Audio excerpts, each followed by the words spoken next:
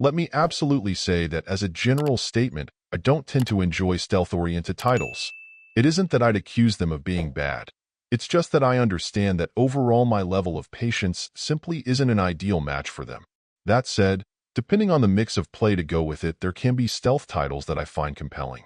In the case of the Stone of Madness, I think it's the somewhat unusual collection of characters, their respective skills, and their sometimes frustrating weaknesses that make it a little more deep and strategic that sucked me in.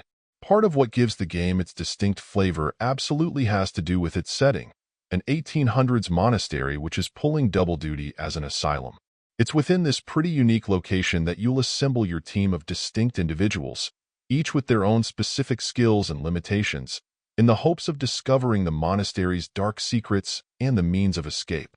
Unfortunately, an abundance of guards are standing in the way of that goal, and in order to get by them and survive, you'll need to come up with plans that will leverage each member of your team while trying to keep track of their mental well-being, and at times that can be a challenge. Where the game runs into trouble is with the fact that not all of its challenges are intended. For every element that feels well thought out, with different stages requiring different combinations of abilities to get through them, there's another like periodic inconsistencies and frustrations with performance that hold it back. I appreciate the fact that the game's day and night cycle essentially opens the door to you being able to stop and help your team recuperate a little, but with the stakes being so high for pushing your team members' sanity too far, you may still find yourself turning the game off to then start back at your last save. There's no question that the game is designed to be a pretty serious challenge.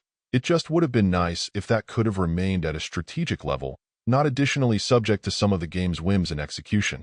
Still, if you're up for a challenge, there's something unique here that absolutely has appeal.